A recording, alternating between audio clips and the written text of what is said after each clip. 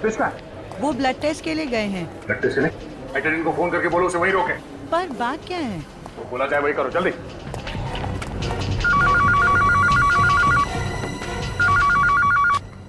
Hello. Hello हाँ सुनीता, क्या हुआ? सर, वो सीआईडी वाले आए हैं। बोल रहे हैं रितेश को कहीं जाने मत देना। रितेश तो मेरे सामने ही बैठा है, वो कहाँ जाएगा? ये क्या हुआ?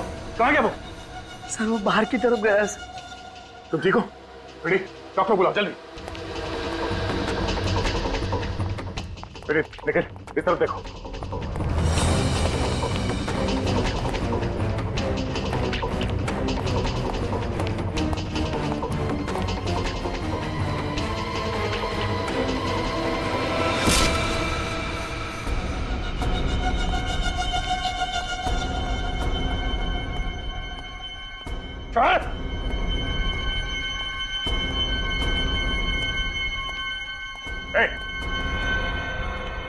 छोड़ दे इसे, छोड़ दे इसे वरना अच्छा नहीं होगा।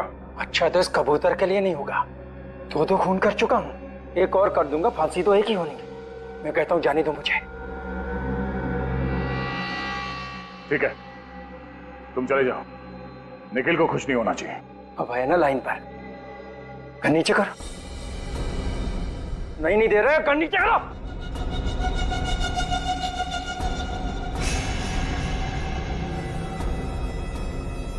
नहीं दे रहा, कर नीचे कर।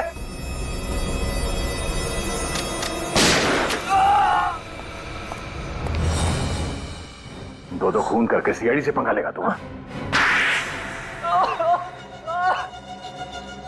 लोगों को पता कैसे चला कि खून मैंने किया? तुम्हारा झूठ जो पकड़ लिया हमने। तुमने हमसे कहा कि तुम्हें क्लॉस्ट्रोफोबिया है, मतलब बंद कमरों का डर। हाँ? और अगर ऐसी बात है तो फिर उस दिन वहां होटल में सबमरीन इंजीनियर्स के कॉन्फ्रेंस में क्या करने गए थे तुम? हाँ?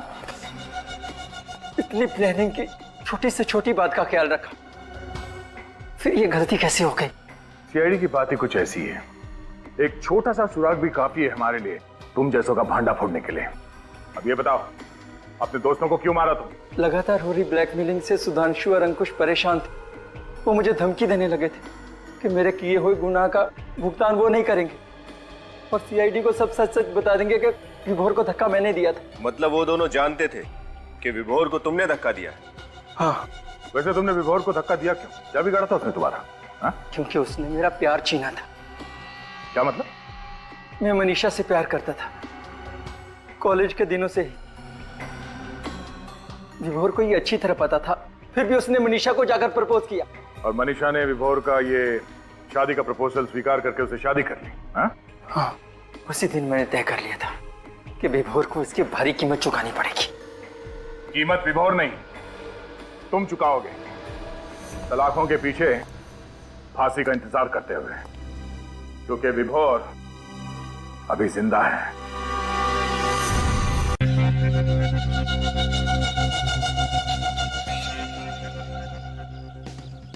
मिस्टर रंजन, मैं आखिरी बार पूछ रही हूँ, शाम को तुम घर आ रहे हो या नहीं? ओ डार्लिंग, पहले अपने पैरों पर तो खड़ा हो जाने दो। मिस्टर रणविजय, अगर शाम को तुम घर नहीं आए और मेरे डैड ने मेरी शादी किसी और से तय कर दी ना, तो तुम सोचना मैं तुम्हारी वो हालत करूंगी कि तुम पैर पे खड़े होने लायक तो दूर, जॉगिंग करने लायक भी नहीं रहोगे। ओ प्रीति सुनो, मजाक कर रहा था बाबू। अरे भाई कितने बजे आना है अंकल से मिलने? तुम और घर आ रहे हो? Of course. और तुम्हारी जॉब? मुझे नौकरी मिल गई। क्या? हाँ। सच? हाँ। कहाँ? और तुमने मुझे बताया क्यों नहीं? अरे डार्लिंग, इसीलिए तो मैं तुम्हें पार्क की जगह यहाँ लेकर के आया हूँ। यहाँ क्यों? अपना नया ऑफिस दिखाने के लिए। कहाँ है तुम्हारा ऑफिस? दिखाओ ना। हो रहा।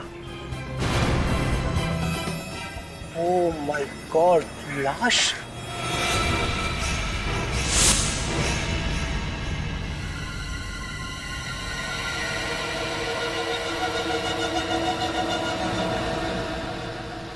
सर, हो सकता है इस आदमी ने आत्महत्या की हो। अगर इसे लटक के मरना होता तो अपने घर पे भी लटक के मर सकता था।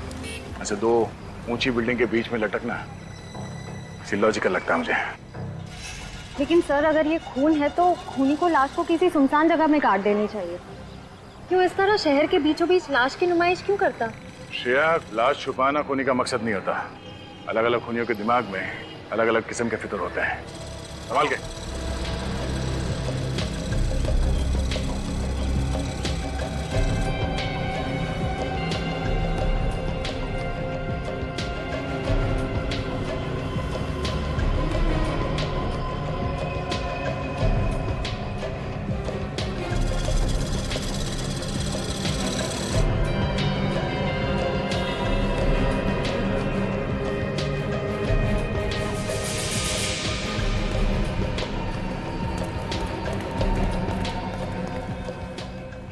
शरीर पे कोई चोट या घाव का निशान तो दिख नहीं रहा है। फिर इसकी मौत कैसे हुई होगी? सर हो सकता है इसे यहाँ लटका के मारा हो। एक जिंदा आदमी को ऐसे दो ऊंची बिल्डिंग के बीच पे लटकाना कोई आसान बात नहीं है श्रेया। आदमी चीखेगा, चिल्लाएगा, अपने आप को बचाने की कोशिश तो करेगा। सर इसका मतलब इसकी मौत पहले ही हो चुकी होगी जब खूनी ने इसकी लाश को ऊपर टांगा होगा। हो सकता है निखिल, एक आदमी को ऐसे लटकाना किसी अकेले आदमी के बस की बात नहीं है। 2-3 लोग होंगे साथ में। हाँ सर, एक लाश को यहाँ से वहां तक लेके जाना और उसे लटकाना, ये सब करने में किसी ना किसी ने तो देखा ही होगा उन्हें। सर जेब बिल्कुल खाली है, मोबाइल पर्स कुछ नहीं है। इस आदमी ने महंगी घड़ी पहनी हुई है, मतलब ये खून लूटने के इरादे से नहीं हुआ है। श्रेया, निखिल, इस बिल्डिंग के टेरेस पे जाके देखो। खूनी ने कोई ना कोई सुराग तो जरूर छोड़ा होगा इस बिल्डिंग के छत पे।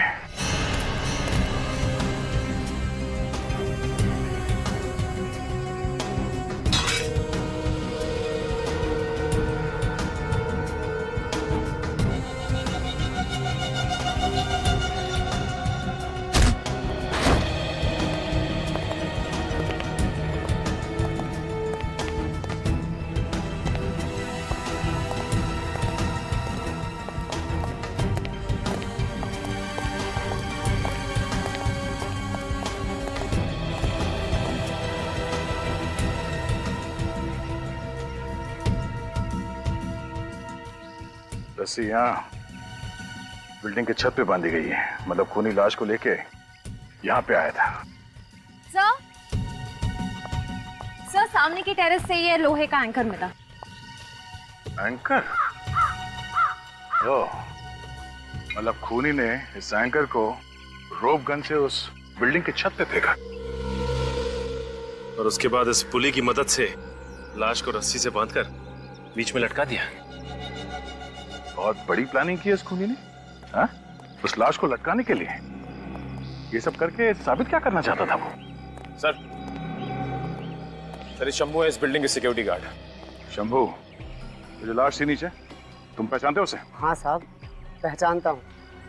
वो सुधांशु जी हैं। इसी बिल्डिंग के 7वें माले पर ऑफिस है उनका। खूनी भी इसी बिल्डिंग में था और तुम भी यहीं पर थे। तो तुम्हारे रहते सब कैसे हो? पता नहीं साहब, पर कल रात को 8 बजे तक तो मैंने सुधांशु जी को ऑफिस में ही काम करते हुए देखा था। 8 बजे के बाद कौन कौन आया था इस बिल्डिंग में?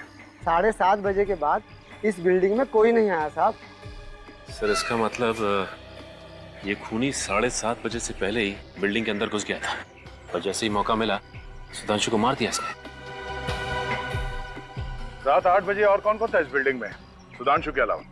सुधांशु जी अकेले ही थे शायद। शायद मतलब ठीक से याद नहीं है। वो ऐसा है ना मैडम, हमारी ड्यूटी तो बिल्डिंग के गेट पर रहती है और इस बिल्डिंग में बहुत सारे ऑफिस हैं, तो अब सब जगह तो ध्यान नहीं रखा जा सकता ना।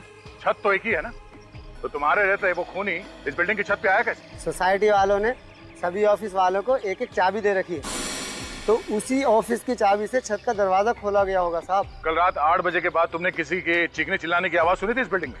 नहीं साहब, कोई आवाज नहीं सुनी। जब देर रात तक सुधांशु ऑफिस से नीचे नहीं आया तो तुमने ऊपर जाके चेक नहीं किया? साहब सुधांशु साहब रोज देर रात तक ऑफिस में काम किया करते थे, तो हमने सोचा कि आज भी वो नाइट ड्यूटी कर रहे होंगे। निखिल,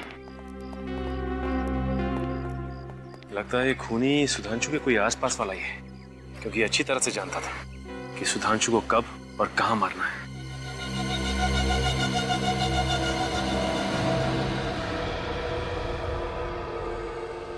ये देख रहे हैं आप, बस सुधांशु के सर पर यहाँ किसी भारी चीज से वार किया गया है। यार साळुंखे, ये कोई चोट है ही नहीं, सूजन है सूजन। तुम्हारे कहने का मतलब है कि इतनी सी सूजन की वजह से सुधांशु की मौत हो गई? नहीं, इस चोट की वजह से शायद सुधांशु बेहोश हुआ है। अगर इस चोट की वजह से ये बेहोश हुआ है तो फिर मौत कैसे हुई इसकी? बॉडी पे तो कहीं दूसरे जख्म का निशान दिख नहीं रहे। जहर से। देखा कितनी ब्रिलियंट है तारिका जी। मुश्किल से मुश्किल सवाल का जवाब इनके पास रेडी रहता है। ये कौन सा जहर है? एथेन सैंडाइल ट्राइऑक्साइड। इथेन सैंडाइल ट्राइऑक्साइड। यार सालुंखी, ये नाम मैंने कहीं सुना हुआ लगता है। इथेन सैंडाइल ट्राइऑक्साइड, यार ये तो वही जहर है ना, स्लो पॉइजन, जो अविनाश कुमार के केस में इस्तेमाल हुआ था। देखा, इसे कहते हैं याददाश्त। कमाल है प्रतिमा, तुम्हारी याददाश्त अभी भी चीते की तरह से फुर्तीली है। ये वही स्लो पॉइजन है, वही जिसकी वजह से इंसान की मौत होने में कम से कम 4-5 घंटे लगते हैं। मतलब सर, पहले खूनी ने सुधांशु को जहर दिया, उसके बाद इसे छत पे ले गया और किसी भारी चीज से इसे मार के बेहोश किया, और उसके बाद इसे रस्सी पे लटका दिया। पर सर, खूनी इतना झमेला करेगा क्यों? वो चाहता तो सुधांशु को एक आसान मौत दे सकता था ना। तड़पा तड़पा के मारना चाहता था वो सुधांशु को, तड़पा तड़पा के। ये खूनी है कोई सरफिरा। सर, मुझे लगता है ये खून आपसी दुश्मनी की वजह से किया गया है, वरना किसी को मार के ऊपर लटकाने की और कोई वजह नजर नहीं आ रही है सर। हाँ अभिजीत, सही कह रहे हो तुम। और फिर जिस तरह से खून किया गया है, लगता है खूनी कुछ कहना चाहता था, हैं? शायद किसी को धमकी दे रहा है, और प्लानिंग भी खूब की इस खून के लिए सर। पहले से ही ऑफिस की बिल्डिंग में जाकर छुप के बैठ गया, और जैसे ही मौका मिला अपना काम कर दिया। अच्छा, माउंटेनियरिंग का सामान जो मिला है, पता चला किस दुकान से खरीदा गया है? सर, दुकान का पता लग गया है, अंधेरी में। अंधेरी में? जाओ उस दुकान में और पता लगाओ किसने खरीदा था वो माउंटेनियरिंग का सामान। और अभिजीत, सुधांशु की बीवी से जाकर मिलो और उससे सुधांशु के बारे में सब कुछ पता लगाओ, सब कुछ।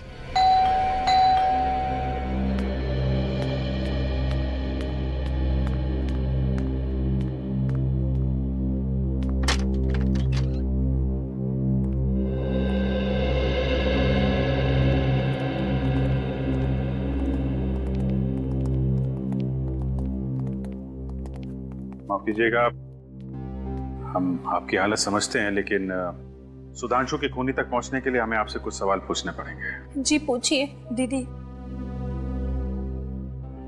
आप जी, ये मेरी बहन निशा है। अच्छा, सुधांशु के बारे में आप हमें कुछ बता सकती हैं? I mean, कोई खास बात? जी खास, हाँ, उन्हें ऊंचाई से बहुत डर लगता था। ऊंचाई से डर लगता था? फिर तो शायद ये बात खूनी भी जानता होगा। अच्छा, पिछले कुछ दिनों में सुधांशु किसी बात को लेकर परेशान थे? हाँ, वो पैसों को लेकर बहुत परेशान थे। पैसों को लेकर? क्यों? पता नहीं सर, लेकिन हर महीने के पहले शुक्रवार को वो बैंक से बहुत सारे पैसे निकाल लेते थे, और वो पैसा पता नहीं कहाँ जाता था। हर महीने के पहले शुक्रवार को? जी सर। कितना पैसा लाते थे? 1,40,410 रुपए। क्या? 1,40,410 रुपए हर महीने? जी सर। सर, ये चक्कर क्या है? कहीं सुधांशु जी को हर महीने में EMI की कोई किस्त तो नहीं चुकानी पड़ती थी? नहीं, बिल्कुल नहीं। तो वो हर महीने इतने पैसों का करते क्या थे? पता नहीं। आपने कभी पूछा नहीं उनसे? मैंने कई बार उनसे पूछने की कोशिश की, लेकिन हर बार वो टाल देते थे। जीजू को पैसों की इतनी ज्यादा जरूरत पड़ती थी कि एक बार तो उन्होंने मुझसे भी पूछा था कि मैं उन्हें कितने रुपए उधार दे सकती हूँ। अच्छा, आखिर सुधांशु को पैसों की इतनी क्या जरूरत पड़ गई थी? हर महीने 1,40,410 रुपए।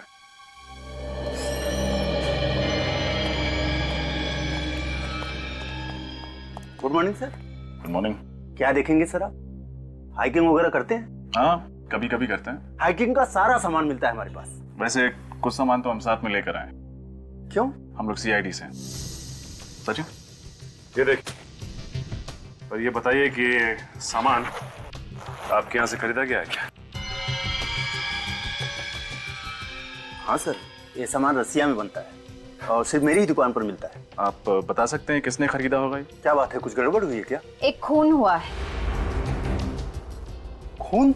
जी हाँ, इसी चीज से खून हुआ है। सर ये तो पहाड़ पर चढ़ने का सामान है, कोई चाकू बंदूक तो है नहीं। वो तो है, लेकिन क्या है कि आजकल खूनी खून करने के नए नए तरीके ढूंढते रहते हैं। आप रजिस्टर वगैरह चेक कीजिए, कंप्यूटर देखिए, बताइए किसको बेचा होगा।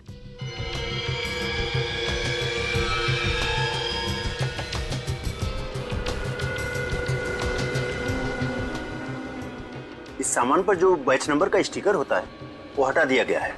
अब ये बताना मुश्किल है कि इसे किसने खरीदा था। कोई मुश्किल नहीं होगा। हमें ये मत बताओ कि पूरा शहर ऐसा सामान खरीदता रहता है। महीने भर में एक आध आदमी खरीदता होगा ये। कब खरीदा गया सर, ये तो पता चलना चाहिए। पिछले 1 साल में किस किसने खरीदा, देखो। किस?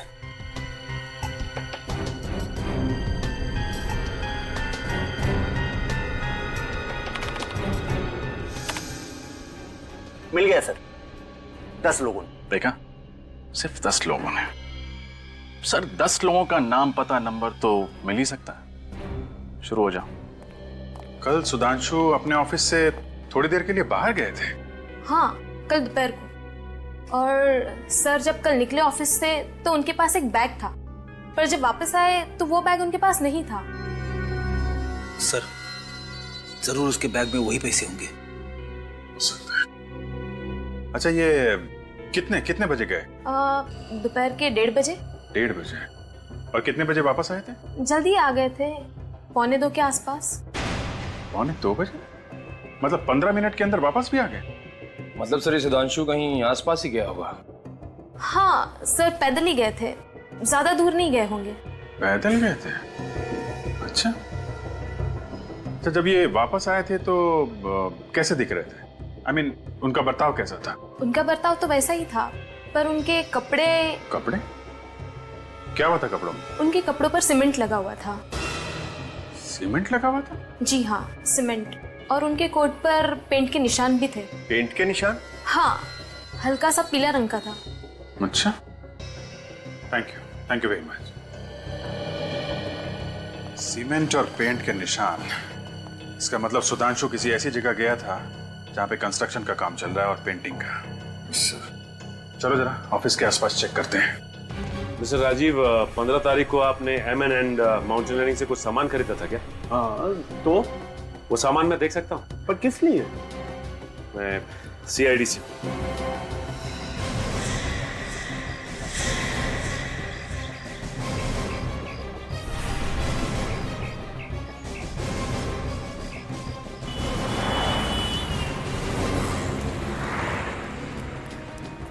एक काम करो, आसपास देखो, वो अंडर कंस्ट्रक्शन बिल्डिंग मिलती है क्या, चेक करो।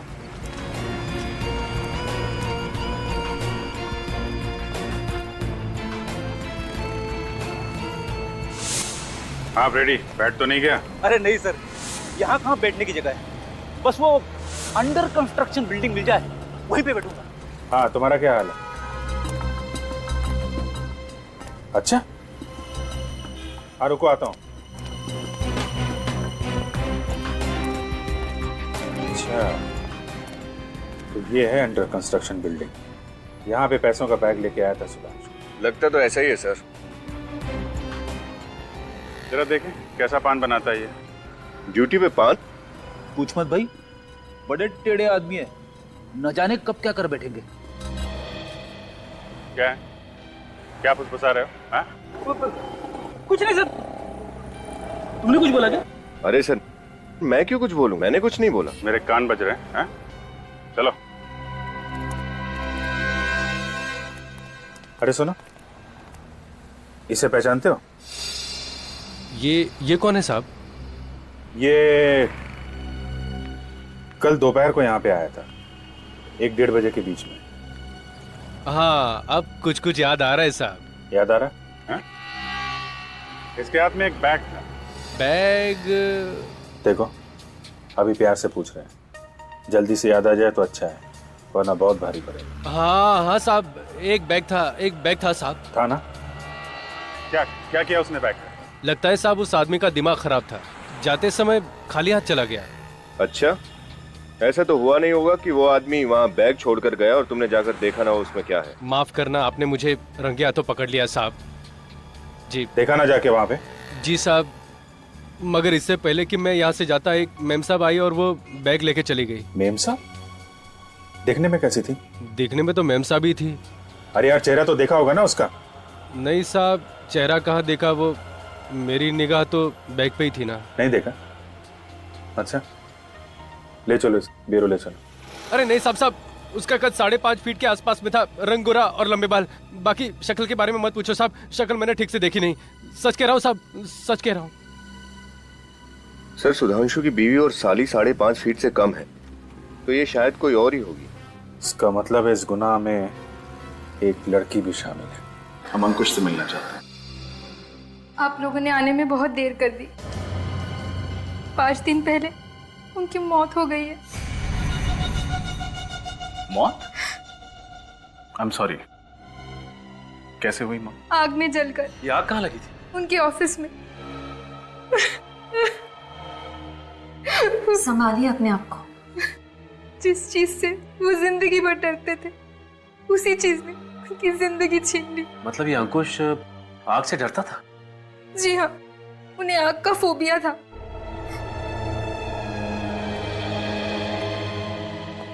मुझे लगता है खूनी कोई जान पहचान वाला है, जो अंकुश और सुधांशु के फोबियास के बारे में जानता था और उनको तड़पा तड़पा के मारना चाहता था। अच्छा, ये बताइए कि अंकुश ने 23 तारीख को कुछ माउंटेनियरिंग का सामान खरीदा था क्या? जी हाँ, खरीदा था। हम देख सकते हैं? पर उन्होंने कहाँ रखा है मुझे पता नहीं।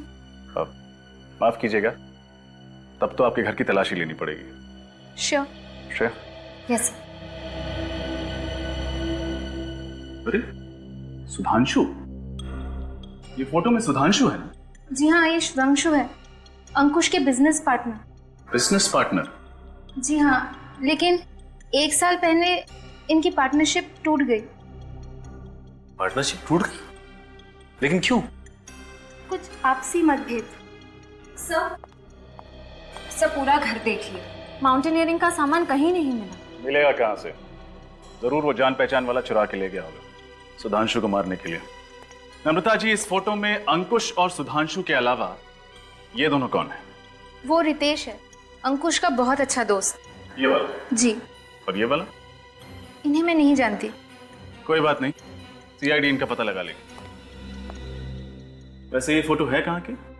वेव रिजॉर्ट की। आज से 2 साल पहले 14 अप्रैल 2010 को वहाँ कंपनी की पार्टी थी।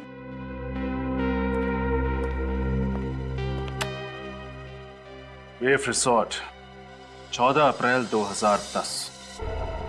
सर, ये रही फायर डिपार्टमेंट की रिपोर्ट। इसमें साफ साफ लिखा है अंकुश के ऑफिस में जो आग लगी थी वो पेट्रोल की वजह से ही थी। ओह, मतलब आग लगी नहीं, लगाई गई। पेट्रोल छिड़क के ऑफिस को राख कर दिया। मतलब अभिजीत, खूनी ने अंकुश को वही मौत दी जिससे वो सबसे ज्यादा डरता था, आग से। सर, इसका मतलब खूनी कोई ऐसा आदमी है जिसकी दुश्मनी दोनों के साथ थी, अंकुश और सुधांशु के साथ। सर, शायद कोई बिजनेस राइवल हो। सुधांशु और अंकुश पार्टनर्स थे ना? मगर विवेक, सुधांशु और अंकुश, इन दोनों की पार्टनरशिप तो 1 साल पहले टूट चुकी थी। चौथे आदमी के बारे में कुछ पता चला क्या? सर, दया लगा हुआ है। और रितेश के बारे में? सर, उसके घर पर ताला है और फोन भी बंद है। सर, ये है अंकुश का बैंक स्टेटमेंट। ठीक सुधांशु की तरह अंकुश भी हर महीने के पहले शुक्रवार को अपने अकाउंट से 1,40,410 रुपए निकालता था सर। हाँ? सुधांशु की तरह अंकुश भी? हाँ सर। मतलब अभिजीत, कोई तो इन दोनों को ब्लैकमेल कर रहा था। हाँ सर, कोई कॉमन एनिमी, एक ऐसा दुश्मन जो अंकुश और सुधांशु दोनों से बहुत ज्यादा नफरत करता था। और जब ब्लैकमेल के पैसे देने बंद कर दिए इन दोनों ने, तो इन्हें रास्ते से हटा दिया। मगर अभिजीत, एक बात खटक रही है, वो रकम, ये ऑड अमाउंट। अभिजीत, अगर वो ब्लैकमेलर चाहता तो उनसे 1 लाख, 1.5 लाख या 2 लाख लेता। यही अमाउंट क्यों, ये ऑड अमाउंट 1,40,410, यही रकम क्यों? ओह, तो ये बात है। क्या बात है सर? सर, लगता है इस रकम का राज समझ में आ गया है। ये देखिए, 14,410। तो इस खेल का राज समझ में आ गया अभिजीत। मतलब सर ये एक तारीख है, 14 अप्रैल 2010। करेक्ट विवेक, ये तारीख हमें अंकुश की बीवी नम्रता ने बताई थी। इसी तारीख पर ये फोटो खींची गई थी, उस रिसोर्ट में एक पार्टी में। मतलब अभिजीत, इस सुधांशु और अंकुश की मौत का राज 2 साल पुरानी पार्टी में दफन है। 14/4/2010। अरे साहब, हमारे रिसोर्ट में हर हफ्ते 1-2 पार्टियां होती रहती है। अब 2 साल पहले कौन सी पार्टी हुई होगी ये बता पाना मुश्किल है साहब। आपकी मुश्किल का इलाज है हमारे पास। इस फोटो को ध्यान से देखिए। ये फोटोज 14 अप्रैल 2010 की है। ओ, ये पार्टी? मैंने कहा था ना, आपकी मुश्किल का इलाज है हमारे पास। आप इस पार्टी के बारे में बात कर रहे हैं? क्यों, कोई खास बात हुई थी क्या इस पार्टी में? जी। क्या हुआ? हमारी रिसोर्ट में पहली बार पुलिस आई थी इस पार्टी की वजह से। दारू पी के झगड़ा शुरू कर दिया था क्या? नहीं सर, पार्टी तो शांति से खत्म हो गई थी, लेकिन गड़बड़ अगले दिन सुबह हुई सर। ऐसा क्या हुआ? सर, इस फोटो में जो ये वाले साहब है ना, ये हमारे रिसोर्ट से गायब हो गए थे। पता ही नहीं चला कहाँ चले गए। फिर मिले नहीं थे क्या? नहीं सर, पुलिस ने काफी ढूंढने की कोशिश की पर कुछ पता ही नहीं चला। ये नाम क्या है इस आदमी का? इनका नाम कुछ वी से था सर। वरुण नहीं, विजय, हाँ विभोर नाम था सर। विभोर नाम था उसका? नहीं, ऐसा तो नहीं कि इन दोनों मौतों का संबंध विभोर के गायब होने से हो। सर, मुझे लगता है इन तीनों दोस्तों ने कुछ गड़बड़ की है और विभोर के गायब होने में भी इन तीनों का हाथ है। विभोर गायब हुआ शायद इसलिए इनके खून हो रहे। 2 साल हो गया विभोर को गायब हुए, आज तक मिला नहीं। आखिर गया तो गया कहाँ? कहीं ऊपर तो चला नहीं गया? रेडी, आत्मा जाती है ऊपर, लाश नहीं। जमीन पे लाश तो मिलनी चाहिए थी ना। इसके परिवार वालों से पूछते हैं, देखते हैं वो लोग क्या अरे साहब, आप उस 2 साल पहले वाले पार्टी के बारे में पूछ रहे हैं ना? हाँ, लेकिन तुम कुछ जानते हो क्या उसके बारे में? हाँ साहब, उस विभोर नाम के आदमी ने उस दिन बहुत दारू पी रखी थी। बहुत बोले तो बहुत, हिसाब के बाहर। तो क्या वो पी के गिर गया था यहाँ पे? नहीं सर, उसके 3 दोस्त लेकर गए थे यहाँ से। तुम्हें कैसे मालूम? साहब, मैं यहीं था पार्किंग में। विभोर से तो ठीक से चला भी नहीं जा रहा था। इन्हें पहचानते हो? यही तो थे वो तीनों जो विभोर को लेकर गए थे यहाँ से, और फिर थोड़ी देर बाद वापस भी आए थे। वापस भी आ गए? हाँ सर, लेकिन सिर्फ वो तीनों ही वापस आए। और ये विभोर, ये वापस नहीं आया? विभोर नहीं आया था। विनीत, इसका फोन नंबर ले लो। बस अब पक्का हो गया, उन तीनों ने ही विभोर को मार के कहीं पे गाड़ दिया है। और ये सब करते हुए उन्हें किसी ने देख लिया है और एक एक करके सबको ब्लैकमेल कर रहा है और सबका खून कर रहा है। लगता है अगला नंबर इस रितेश का है। रितेश के घर जाके देखा था? हाँ सर, उसके घर पे ताला लगा हुआ था, लेकिन उसका मोबाइल यहीं पे ट्रेस हुआ है, इसी होटल में। एक्सक्यूज मी, क्या आप इस होटल के मैनेजर हैं? Yes sir. हम आप ही को ढूंढ रहे थे। इस फोटो को देखिए, ये आदमी आपके होटल में ठहरा हुआ है? नहीं सर। ध्यान से देखिए, रितेश नाम है इसका। सर, रितेश नाम का कोई भी गेस्ट नहीं ठहरा हमारे होटल में। वैसे आप लोग हैं कौन? CID। सुनो जी सर। ये फोटो देख, इसको देखा होटल में? ये तो उस कॉन्फ्रेंस में था सर। कॉन्फ्रेंस में? कैसी कॉन्फ्रेंस? एक्चुअली सर, आज हमारे होटल में मरीन इंजीनियर्स की एक कॉन्फ्रेंस थी, जिसमें बाहर से बहुत से लोग आए हुए थे। कहाँ है कॉन्फ्रेंस हॉल? हॉल नंबर 5 में सर। अभी चालू है कॉन्फ्रेंस? बस 5 मिनट पहले खत्म हुई है। एक्सक्यूज मी, ये जो कॉन्फ्रेंस के लिए बाहर से लोग आए थे, वो है क्या अभी? सर, सारे चले गए सर। चले गए? अच्छा, ये फोटो देखो, ये आदमी भी था क्या उनमें? ये तो लिफ्ट के अंदर जाते हुए दिखा सर। लिफ्ट के अंदर?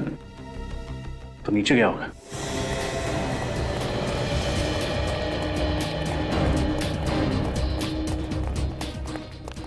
अरे भाई साहब, क्या हुआ? पीछे हटिए, क्या हुआ?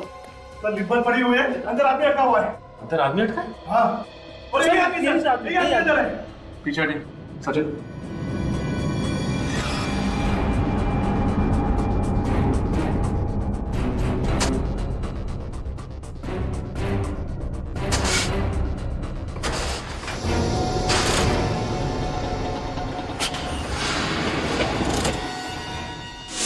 बाहर निकालो।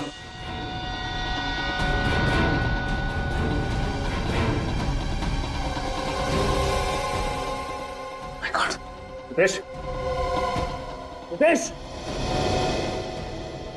सांस तो चल रही है। विनीत, एम्बुलेंस को फोन करो जल्दी। डॉक्टर साहब, अब तबीयत कैसी रितेश की? डोंट वरी, अब कोई खतरे की बात नहीं।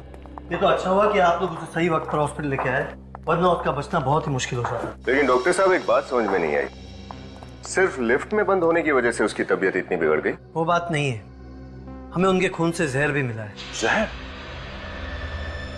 कैसा जहर? अब ये तो कोई फॉरेंसिक एक्सपर्ट ही बता सकता है, पर लगता है कि बहुत ही स्लो पॉइजन था। अगर कोई जल्दी असर करने वाला जहर होता ना, तो रितेश शायद अभी जिंदा नहीं होते। सर शायद ये वही स्लो पॉइजन होगा, इथेन सैंडल ट्राइऑक्साइड, जो सुधांशु की बॉडी में मिला था। मुझे भी यही लगता है। अच्छा डॉक्टर साहब, हम रितेश से मिल सकते हैं? Sure, please.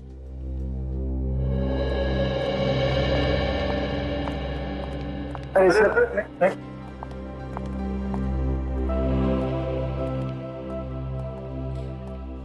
आप लोग सही वक्त पर मुझे यहाँ नहीं लेकर आते, मेरा तो टिकट ही कट गया था, वो भी बिल्कुल फ्री में।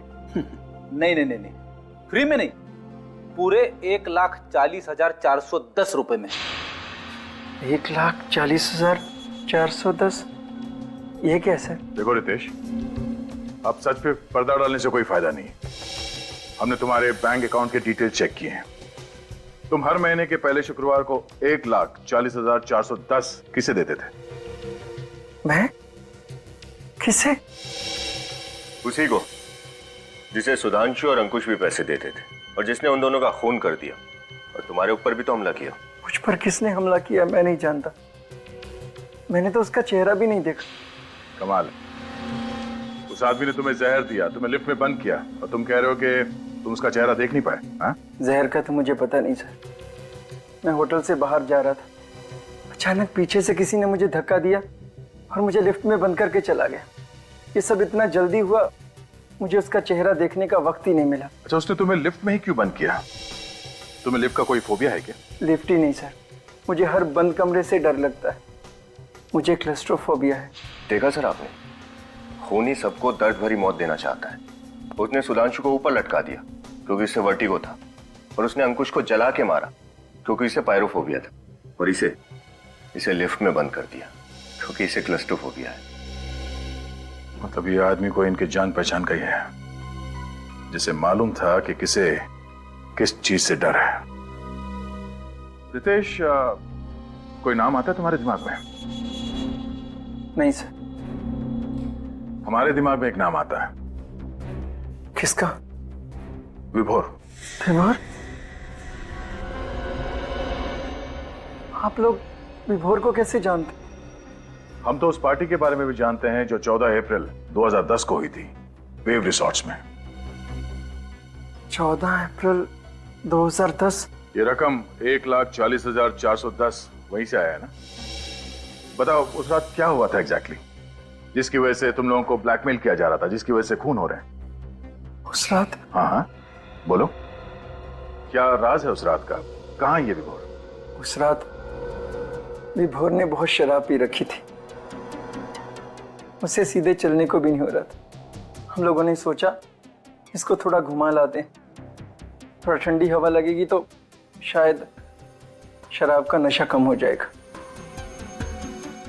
यही सोचकर अंकुश ने गाड़ी निकाली और हम चारों गाड़ी में बैठकर रिसोर्ट से बाहर निकल गए।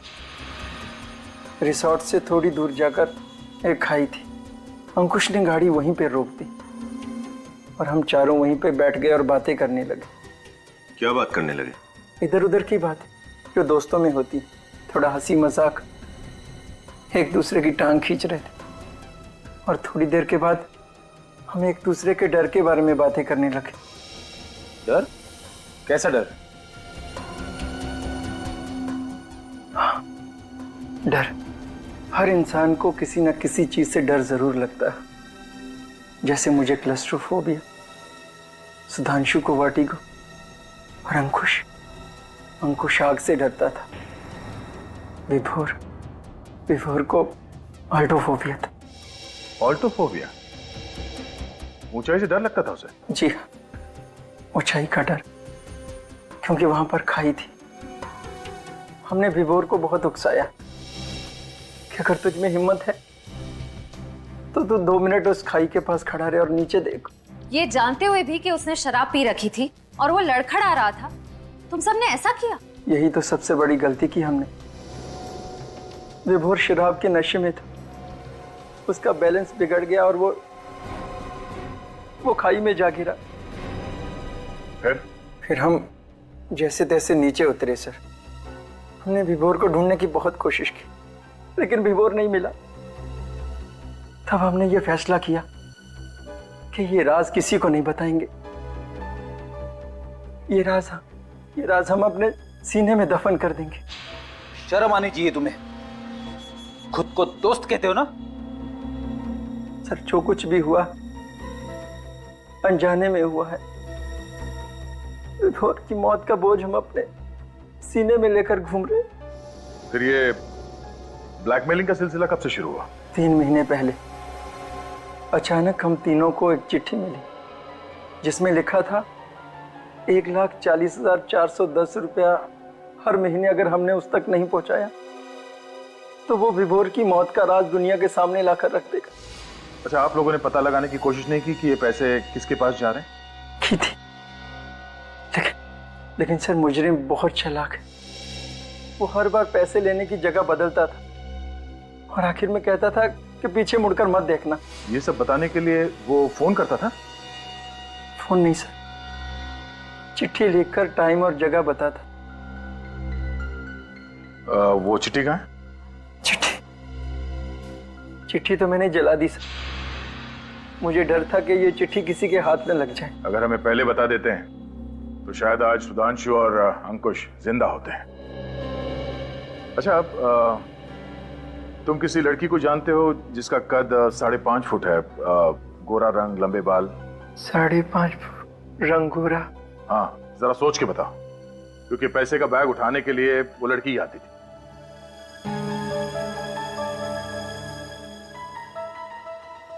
ओह माय गॉड, कहीं ये मनीषा तो नहीं? मनीषा? ये मनीषा कौन है? विभोर की पत्नी। विभोर की पत्नी? कहीं वही तो नहीं कर रही है सब अपने पति की मौत का बदला लेने के लिए? हाँ? इस विभोर का एड्रेस बताओ।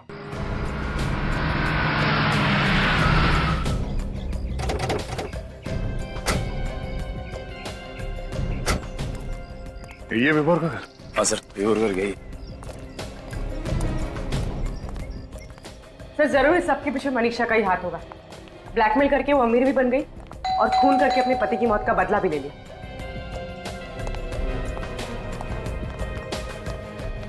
अरे सुनिए, आप लोग कौन है और यहाँ पे क्या कर रहे हैं? हम लोग सीआईडी से हैं। सीआईडी? हाँ। क्या बात है सर, आप लोग इस घर में किसे ढूंढने आए? मनीषा को, विभोर की पत्नी। सर, ये घर तो पिछले 1-1.5 साल से बंद पड़ा हुआ है। यहाँ पर कोई नहीं आता जाता। सर, सुनने में आया था कि विभोर मर चुका है, ये बात सच है क्या? हाँ, लगता कुछ ऐसे ही है। वैसे पिछले 1-1.5 साल में इस घर में कोई भी नहीं आया? नहीं सर। ठीक है, आप जा सकते हैं। थैंक्स। पिछले 1-1.5 साल से यहाँ कोई नहीं आया तो फिर इलेक्ट्रिक बिल, कुरियर, चिट्ठी कुछ तो होना चाहिए था लेटर बॉक्स में। कुछ नहीं। चलो अंदर चल के देखते हैं।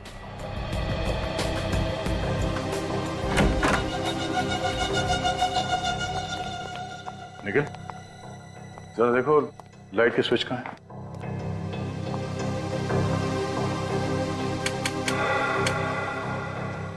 देखा सर, घर में लाइट अभी भी है, कनेक्शन कटा नहीं है।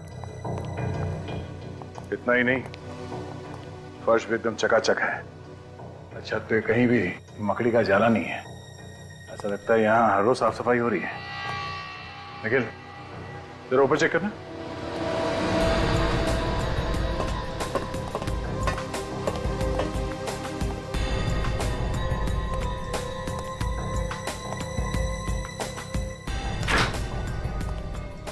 सर ये देखिए, फ्रिज में रखा हुआ सामान भी ताजा है।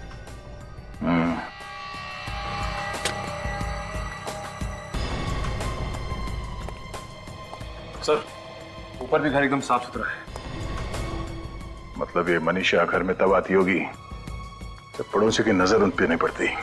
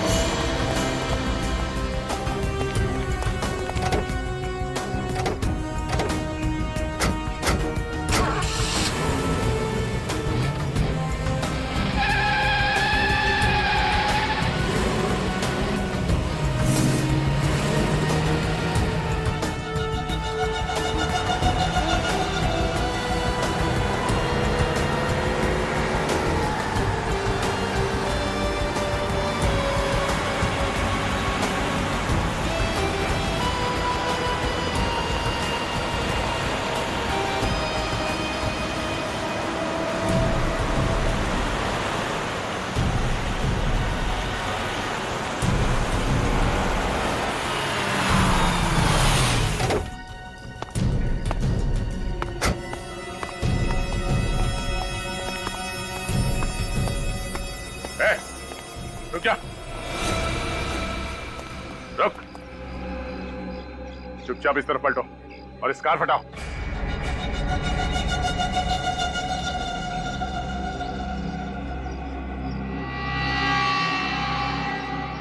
कार हटाओ।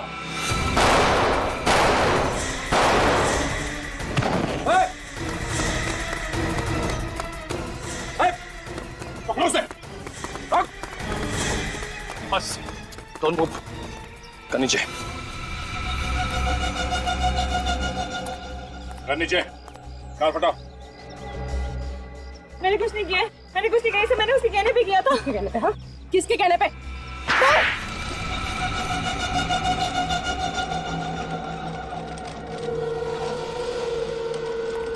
आइए आइए मिस्टर विभोर।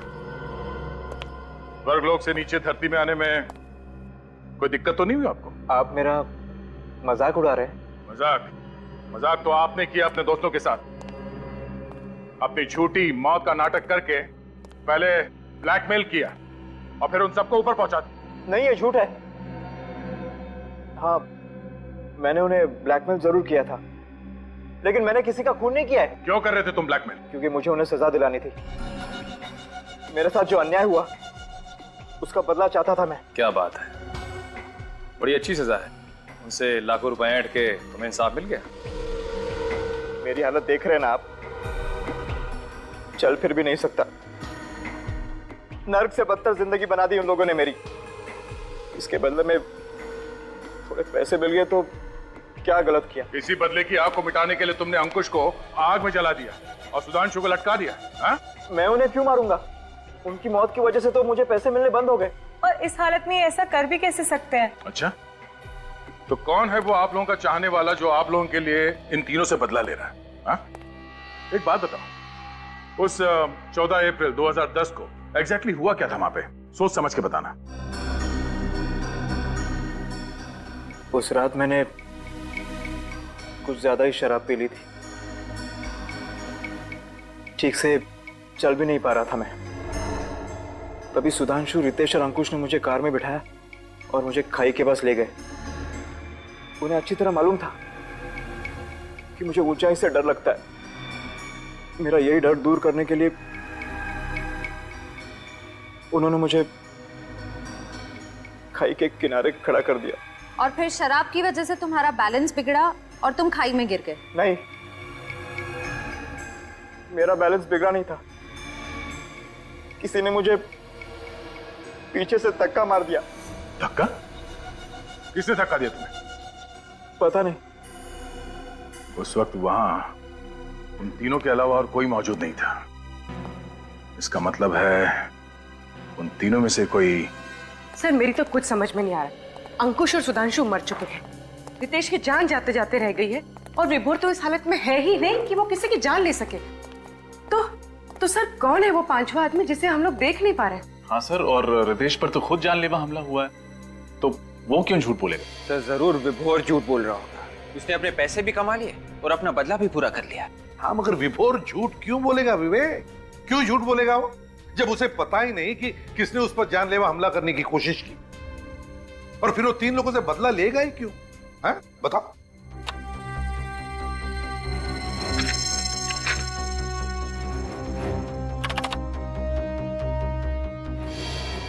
ये रितेश उस दिन होटल में कोई कॉन्फ्रेंस अटेंड करने गया था ना? Yes sir.